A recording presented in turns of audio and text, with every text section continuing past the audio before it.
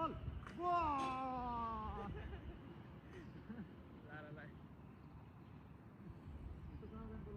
त्यस्तो कुरामा त कहाँ भेट्ने हो त नि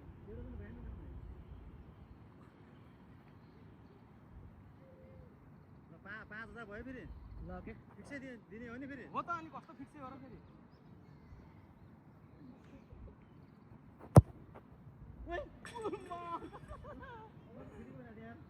गयो भने त उखेर पनि भेटिनुहोस् नि त कहाँ मेरो जम्पै छैन नि आजलाई नि